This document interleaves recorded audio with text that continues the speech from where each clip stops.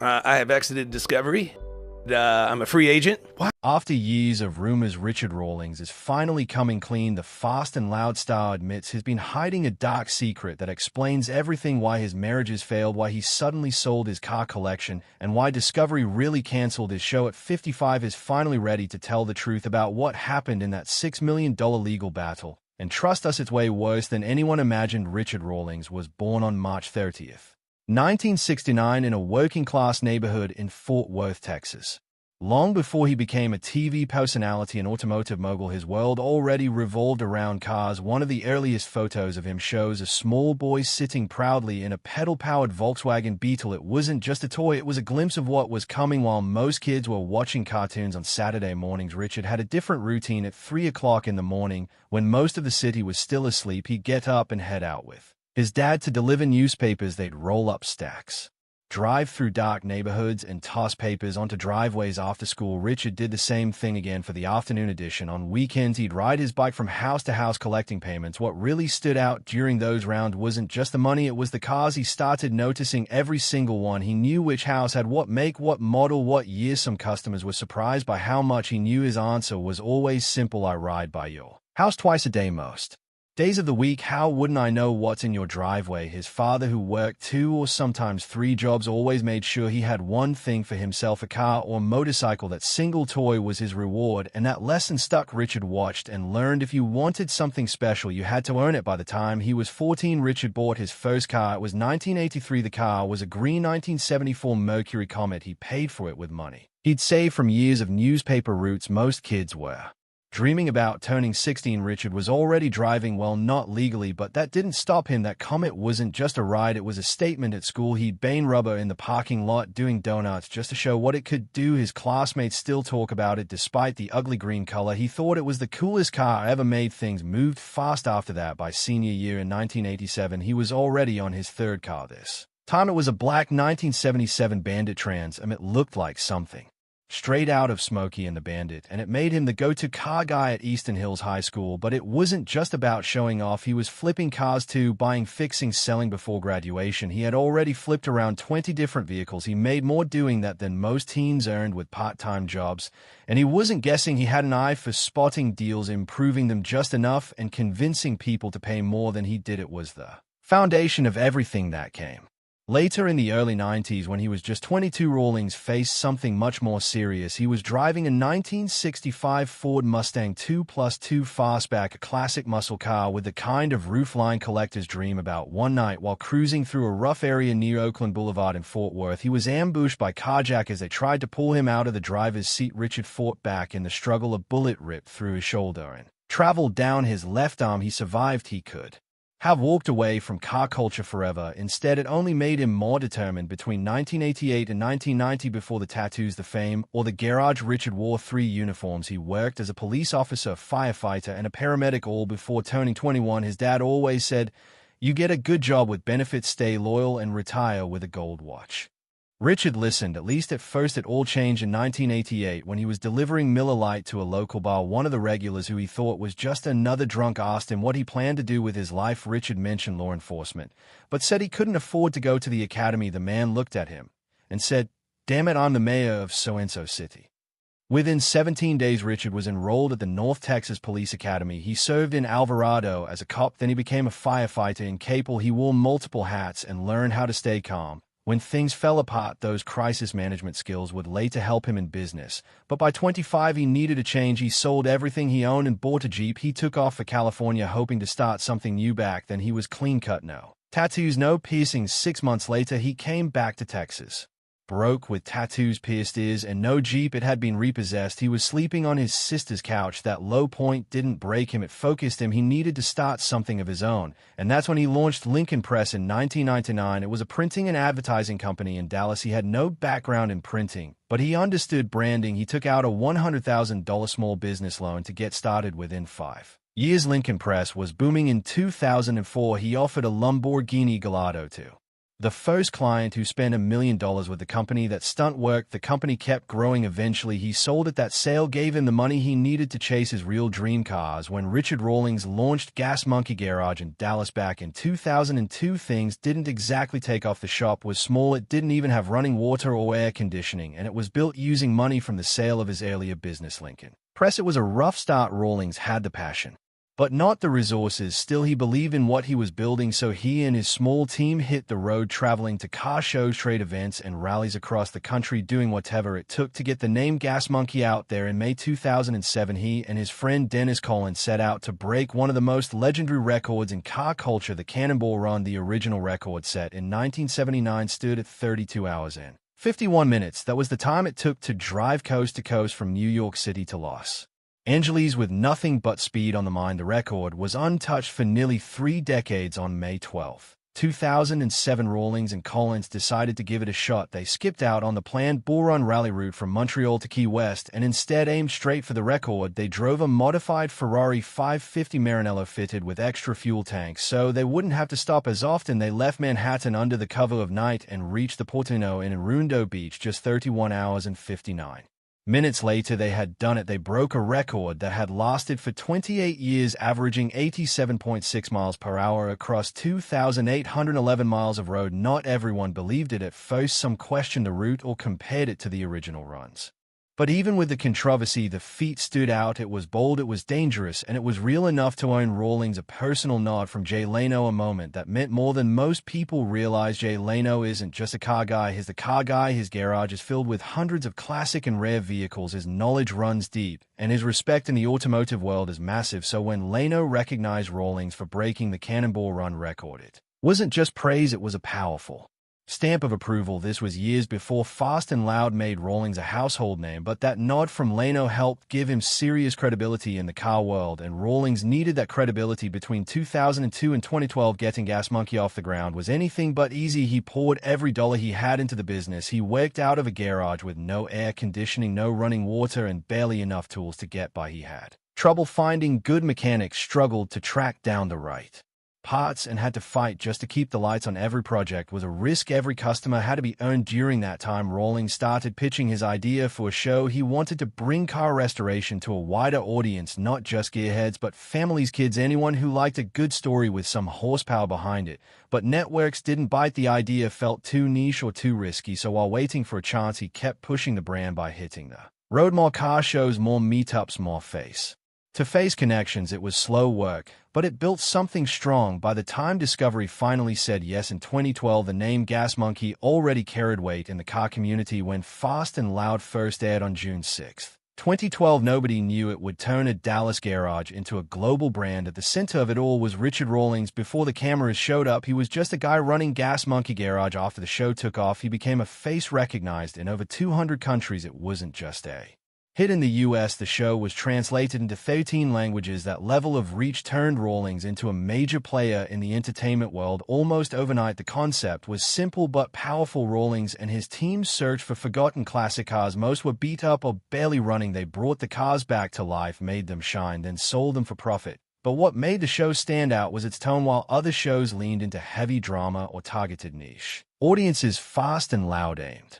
wide. Rawlings described it as something both kids and grandparents could enjoy. He didn't want to make just another car show. He wanted it to be fun and fast-moving, and he wanted everyone to feel welcome watching it. The strategy worked. Viewers got hooked on the cars, the builds, and the energy. But the real turning point came when Rawlings used that success to expand far beyond TV. He launched Gas Monkey restaurants, clothing lines, energy drinks, tequila, vodka, and more. The garage was still there, but now it was the foundation for something much bigger. By 2020, Rawlings had built an entire empire. Even though the show ended on June 8, 2020, after 16 seasons and 155 episodes, the brand was stronger than ever. The reason for the show's success came down to what Rawlings called his cash money formula. It was all about buying smart and selling smarter. He would travel across the country, find classic cars in rough shape, then use hard negotiation and quick cash to close deals fast. Sometimes he carried thousands of dollars with him just to get a seller to say yes on the spot. He once said, "You can always buy a $10,000 car for $5,000 if you've got it in your pocket." That line wasn't just good TV, it was his real-life strategy, and it worked. One of the best examples of the formula in action was a Dodge Challenger build. Rawlings bought it for just over $40,000. The team poured $77,000 into the restoration, adding unique upgrades and features. When the car sold, it went for $150,000. That was a profit of $73,000 on a single flip. It wasn't just luck, it was the result of sharp instinct, smart spending, and a deep understanding of what buyers wanted. What also set fast and loud apart was Rawlings' willingness to take risks. He often bought vehicles most people wouldn't touch: rust buckets, frame damage, cars that looked like they'd been forgotten for decades. Even his own team sometimes questioned his decisions, but Rawlings could see potential that others missed. One time he bought a supercar for $400,000. It had serious mechanical issues after failure with the previous owner. Still, Gas Monkey Garage turned it around. After the rebuild, the car sold for a major profit. That kind of high-stakes gamble became part of the show's identity. These rusted-out cars weren't just about money, they brought drama and depth to the show. Each car had a story, each restoration had problems to solve. Viewers got to see how much time, money, and effort went into the transformation. Some builds didn't go as planned, some took longer than expected. Not every car made a profit, but that was part of the appeal. It showed the risk behind the reward and gave people a real look at the business side of car restoration. Over time, Fast and Loud became one of Discovery Channel's most successful reality shows. It ran from June 2012 to June 2020. That's 8 full years of builds, flips, and wild road trips. By season 4, the show had hit its stride. That season brought in tight deadlines, unexpected problems, and last-minute repairs that added tension. Viewers never knew if the team would finish a car on time or if the deal would fall through. That mix of pressure and payoff kept people watching. But in 2020, Rawlings made a big decision on the Joe Rogan Experience. He revealed that he had ended his partnership with Discovery. The reason came down to control. He wanted more creative freedom and didn't want to be locked into contracts that limited what he could do next. Leaving the network was a risk, but it also opened new doors. Since then, Rawlings has continued to build his brand through YouTube, new media projects, and the ongoing success of Gas Monkey Garage. Richard Rawlings had already built a name for himself in the automotive world, but in 2018 he decided to take his brand beyond cars and engines. That year, in September, he launched the first Gas Monkey Bar and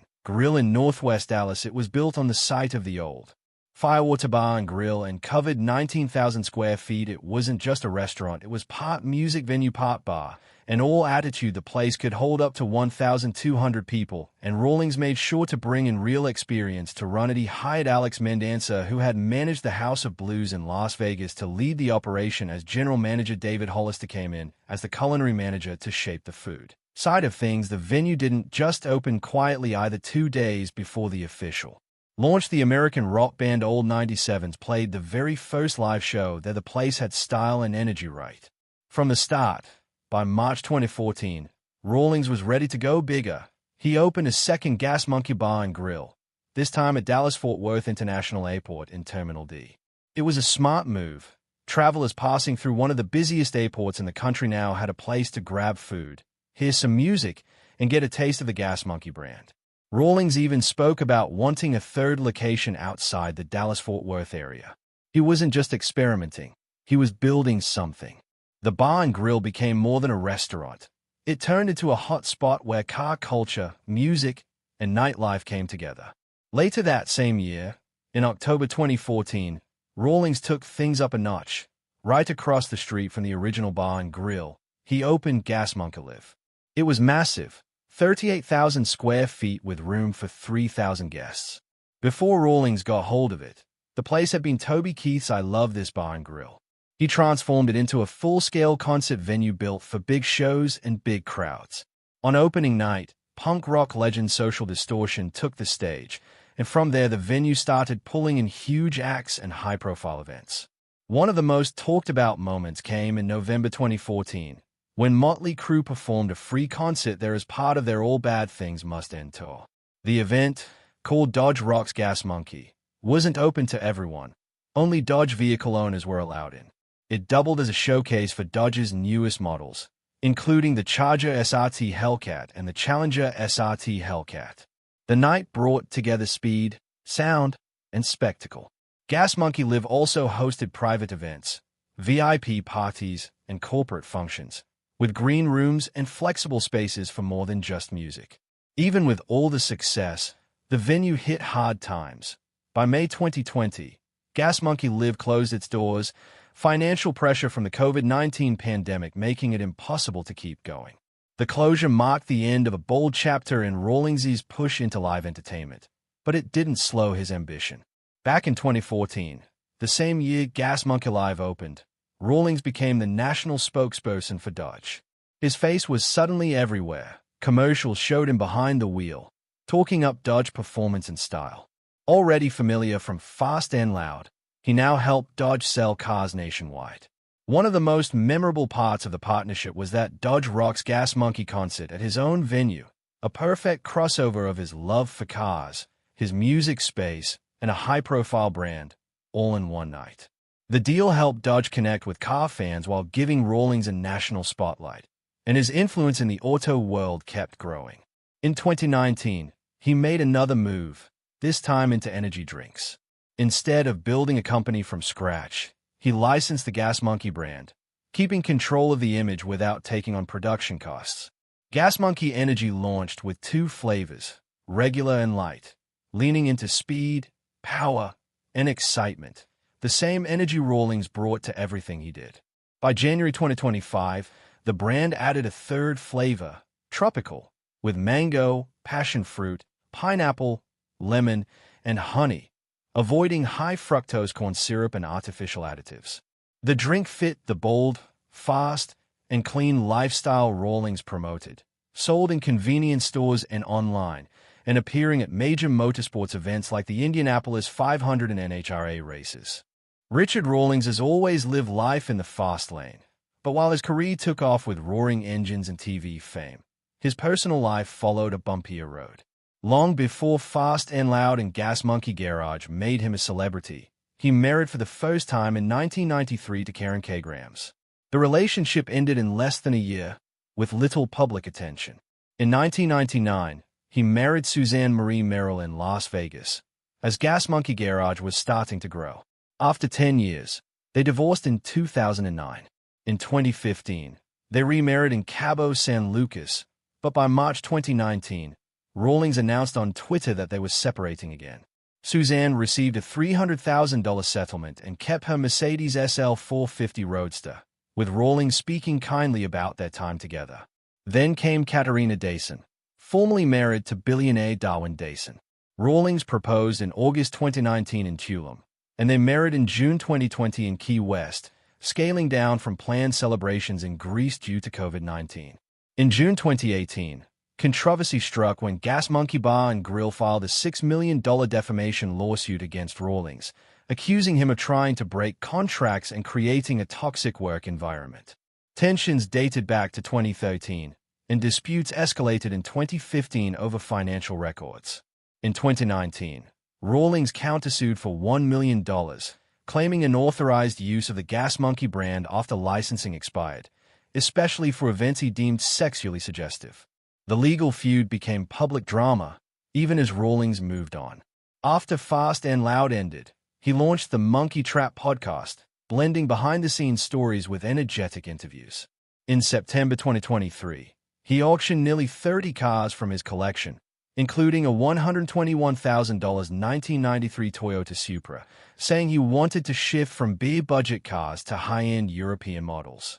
He also auctioned a Gas Monkey Garage experience for charity, raising $16,500. Rawlings began focusing on Ferraris, Lamborghinis, and vintage European cars from the 70s and 80s, even buying 5 Ferrari Testarossas on a trip to Ireland. One converted into an EV that appeared at SEMA 2023. By early 2024, he had reinvested over $1 million in his new direction. From lawsuits to luxury car collecting, Rawlings continues to evolve. Whether admired or criticized, he knows how to keep the spotlight on him.